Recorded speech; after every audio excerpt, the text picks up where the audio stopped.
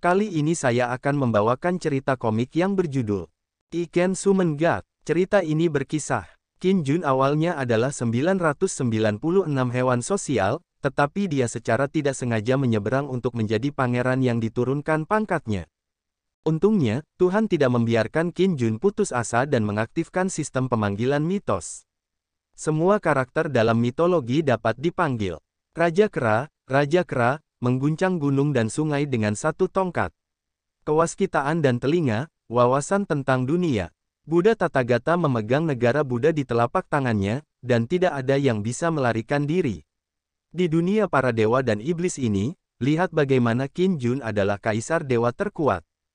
Cerita dimulai diperlihatkan ada seorang pria yang ditahan dan dikawal prajurit dan berbicara, "Aku bukan MC Manhua ini." Dalam hatinya berkata, "Aku, Qin Jun, transmigrator yang tidak beruntung dalam sejarah. Transmigrator naik ke puncak dunia, sementara aku, pemilik tubuh ini dituduh menggelapkan uang dari pembendarahaan. Dan kaisar mengirimnya ke perbatasan untuk melayani sebagai buruh. Kalau ini era kuno biasa mungkin aku bisa bertahan hidup, namun, ini adalah era para dewa dan iblis.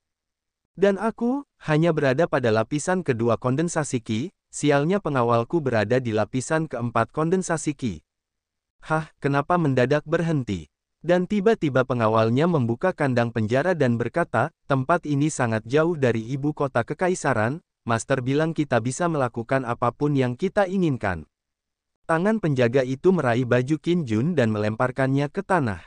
Dengan wajah takut Qin Jun bertanya, apa yang kalian inginkan? Pengawal itu dengan senyum jahat Sambil dikelilingi pengawal Qin Jun berkata, aku ingatkan kau.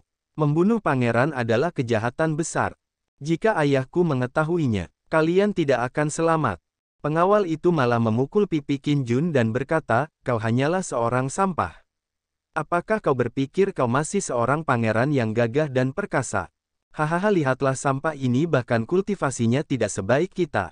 Bocah, apa kau tahu, kau sekarang hanyalah seorang pendosa. Jika aku membunuh sampah sepertimu itu adalah sangat sesuai dengan keputusan surga. Saudara kita sudah mengambil jalan yang jauh hanya untuk sampah ini, dan kita begitu kelelahan karenanya, mari kita luapkan kemarahan pada bocah ini dulu. Master menginstruksikan kita untuk membuat bajingan ini menderita sebelum kematiannya. Aku selalu ingin memukul bajingan ini. Ayo, Qin Jun pun dikeroyok pengawal itu. Dan tiba-tiba muncul sebuah sistem mitos berhasil diaktifkan. Tuan rumah mengaktifkan sistem mitos untuk pertama kalinya, dan dihadiahi dengan dewa dan iblis yang dipanggil secara acak dan sebuah undian acak. Dan Qin Jun pun berpikir, sistem mitos. Cheatku. Dan sistem pun bertanya apakah tuan rumah mau mulai pemanggilan sekarang. Qin Jun dalam hatinya berkata memanggil.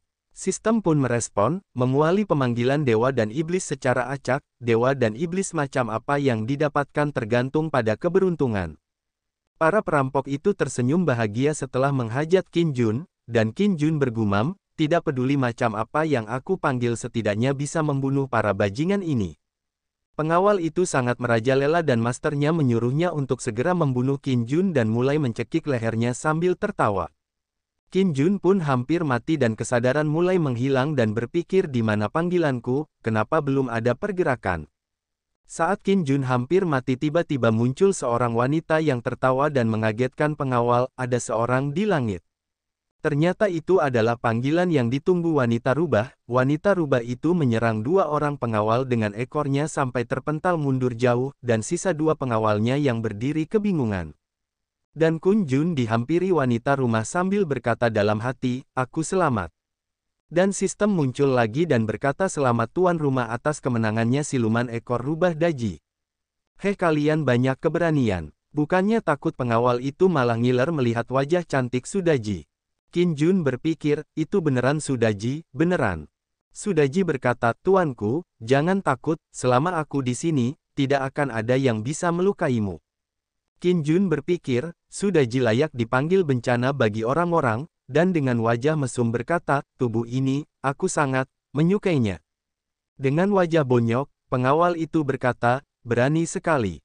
Siapa kau berani meletakkan tanganmu pada penjaga kekaisaran? Sudaji menjawab, semut seperti kalian tidak layak mengetahui namaku. Dan sistem jendela muncul. Nama, Sudaji. Sumber penobatan ras dewa. Suku, rubah setan 9 ekor. Kultivasi, teknik Immortal Ascension lapisan kelima. Teknik rubah surgawi, teknik jantung menggoda. Kemampuan bawaan tubuh rubah setan ekor 9. Loyalitas, 90 max 100. Pengingat khusus, jika loyalitas di bawah 0, itu akan mengkhianati tuan rumah. Qin Jun berpikir, lapisan kelima alam immortal, itu lebih tinggi dari pembentukan jiwa, apakah ini asli atau palsu? Dan mulailah pertarungan antara penjaga kekasisaran dan siluman rubah Sudaji. Sekelompok pengawal telah berhasil dikalahkan dan Qin Jun kembali berpikir, sial, ini beneran asli anjir. Sudaji berkata, Daji datang terlambat dan membiarkan tuan menderita. Qin Jun membalas, aku baik-baik saja dan dalam hatinya berpikir begitu ganas tapi aku menyukainya. Akhirnya aku bebas. Orang itu mencoba lari, dan Daji pun mengejar, menendang punggungnya sampai membentuk lubang di tanah. Saat mau dibunuh, Qin Jun menghentikan dan berkata permisi sebentar. Daji dan pengawal itu dipukuli. Setelah beberapa saat pengawal itu mati dan muncul jendela sistem mengatakan, membunuh seorang prajurit lapis kelima Ki Kondensasion memperoleh 50 XP. Selamat kepada tuan rumah untuk mengaktifkan profil. Dengan wajah gugup Qin Jun berkata, aku membunuh seseorang, itu hanya pukulan biasa bagaimana bisa membunuh, itu tidak mungkin. Sistem muncul lagi dan berkata, ini adalah dunia yang kejam, yang kuat dihormati, tolong sesuaikan mentalitasmu secepatnya. Qin Jun bergumam, sistem benar, dunia ini bukan dunia yang damai. Jika aku tidak membunuh mereka, mereka yang membunuhku, aku harus beradaptasi secepatnya.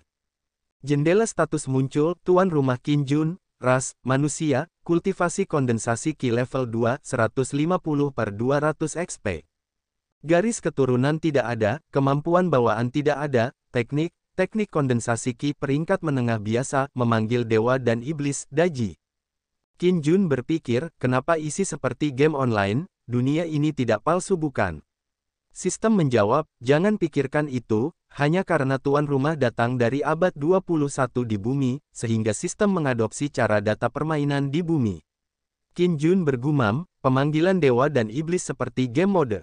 Segala tampak baik untukku, tapi tidak ada namanya pai jatuh begitu saja dari langit. Apa tujuan dari sistem mitos ini? Sistem kembali muncul dan berkata, host sangat lemah, dan saat ini tidak memiliki kualifikasi untuk mengetahui tujuan utama sistem. Qin Jun dengan ekspresi suram sambil berpikir dalam hati, oke, hidup memang seperti ini, aku tidak bisa menolak, maka nikmati saja. Yang lemah adalah mangsa dari yang kuat, aku tidak bisa berhati lembut. Dan Qin Jun menyuruh Daji, kalahkan yang lain hingga sekarat, lalu biarkan aku menghabisi mereka sendiri, ya, ucap Daji. Qin Jun pun berdiri dengan niat membunuh, dan muncul notifikasi. Membunuh prajurit lapisan kelima kondensasi Ki. Mendapatkan 40 XP. Membunuh prajurit lapisan kelima kondensasi Ki. Mendapatkan 35 XP. Selamat kepada host, telah naik pada lapisan keempat kondensasi Ki. Qin Jun pun bersemangat dan berkata, aku tidak percaya, aku naik 2 level berturut-turut, dengan mengambil pukulan terakhir, pada kecepatan leveling ini. Bukankah aku akan menjadi manusia super di era ini? Haha. Qin Jun mengecek lagi jendela statusnya dan mendapati misi sampingan. Sistem berkata memicu misi sampingan jika berhasil, hadiah 150.000 XP, dan undian acak. Qin Jun berkata, Pangeran kelima. Karena aku memiliki tubuh ini balas dendamnya juga balas dendamku. Tunggu aku kembali ke ibu kota kerajaan dan melakukan serangan balik. Sistem memberitahu, misi alur cerita aktif memerintah kerajaan Dreammoon. Misi yang sukses 500.000 XP, memanggil dewa dan iblis, dan undian acak. Durasi misi 5 tahun. Qin Jun pun bertanya, XP sangat banyak, apa yang terjadi jika misi gagal? Sistem menjawab jika misi gagal status host akan dicabut. Tidak ada hukuman karena gagal dalam misi sampingan. Qin Jun berpikir ini seperti game, permainan akan segera berakhir. Tapi aku bisa melakukannya, bahkan Daji sangat kuat. Aku akan memanggil beberapa dewa dan iblis nanti, seperti orang bijak agung, Erlang Sen, bahkan Neza pangeran teratai ketiga. Jika aku bisa memanggil ini, aku pikir aku tidak akan terkalahkan. Itu benar. Bukankah ada undian-undian acak? Anda akan melakukan undian. Tentu saja. Selamat kepada host. Mendapatkan Infinite Desert Eagle. Apa yang bisa dilakukan senjata ini di dunia ini? Sistem menjelaskan, Infinite Desert Eagle telah diubah oleh sistem, peluru akan menggunakan ki sejati host hanya perlu mengisi ki sejati untuk bersatu dan menembak. Qin Jun mulai mengetes untuk menembak ke bukit tanah dan hasilnya bukit pun berlubang besar. Qin Jun berpikir ini luar biasa, ini seperti artileri kecil dan tidak memiliki pelatuk, dan Qin Jun memasukkan pistolnya ke celana dalam sambil dilihatin Daji. Daji bertanya, tuanku jenis senjata apa ini?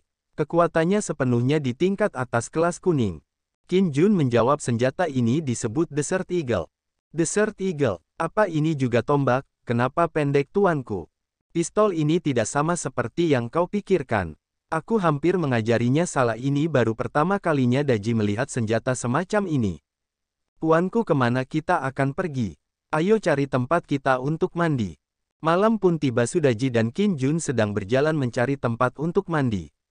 Saat melihat Daji yang cantik, Qin Jun berpikir mesum, negara pegunungan liar, malam berangin, pria dan wanita kesepian bersama. Aku tidak tahu apa yang akan terjadi, Tuan, jangan. Hanya memikirkan saja aku bersemangat. Sudaji berkata, tuanku, di depan ada suara aliran air. Qin Jun berkata, ahem, ayo segera pergi, aku ingin membersihkan kotoran di tubuhku. Kalau begitu tuan, aku minta maaf. Daji membawa terbang Qin Jun. Qin Jun berkata dalam hati, perasaan lembut ini, apa itu sesuatu yang bisa kudapat secara gratis juga? Daji berkata, tuanku, jangan takut, aku di sini. Qin Jun menjawab, siapa yang bilang aku takut? Oh, tuanku, kenapa jantungmu berdetak kencang, apa karena malu dan jatuh cinta? Mereka mulai mau mandi dan berjalan ke dalam air. Qin Jun berkata, apa kau tetap berada di sini? Daji menjawab, apa tuanku ingin aku menemani mandi? Ya tentu saja. Saat Daji mau melangkah menuju Qin Jun, dia mendengar ada sesuatu mendekat. Kakak senior, aku tidak sanggup lari lagi, dijelaskan perempuan itu bernama Chang Qianwian dari Sekte Xuanling Putri Patriark. Tahan, penting untuk melarikan diri sekarang. Dijelaskan yang ini bernama Chang Ha, murid agung Sekte Xuanling. Qin Jun merasa marah, waktu terbaiknya malah terganggu. Qin Jun berkata, aku tidak berharap bertemu seorang kultivator inti emas di tempat seperti ini, hanya beberapa ahli ranah inti emas di kerajaan Drimun, bagaimana mungkin ranah inti emas bisa muncul di sini? Qian berteriak, lari kalian berdua, Jenderal maniak Xiahuen mengejar kita. Chang Ha berkata, saudari junior, mengapa kamu memperingati mereka? Dan bergumam, kenapa tidak membiarkan mereka menahan Xiahuen? Qin Jun berpikir, Jenderal maniak Xiahuen. Dia banyak melakukan kejahatan, jika aku mengambil kepalanya, mungkin bisa membersihkan nama saya. Chang Ha memandangi Daji dan bergumam, sangat cantik. Qin Jun marah dan berkata, apa yang kamu lihat? Jika ingin lari, maka lari saja. Kami dengan hormat memperingatkanmu. Ada apa dengan sikapmu itu? Bocah nakal, apa kau ingin mati? Siapa yang butuh peringatanmu? Itu hanya Xiahuen, tidak apa. Apa kau tidak takut padanya? Apakah pengemis ini master? Mulut yang sangat besar. Xiahuen kultivasi inti emas yang kuat, hanya dengan serangan satu jari kau bisa mati. Chang Ha berkata, aku belum pernah melihat tahap inti emas di bawah 20 tahun, berpura-pura menjadi master di hadapanku. Saudari junior, ayo pergi, jangan ikuti dia yang ingin mati. Xiahuen pun telah datang dan berkata, tinggalkan. Kau pikir kau bisa? Dengan membawa tongkat sambil keluar api di sekelilingnya.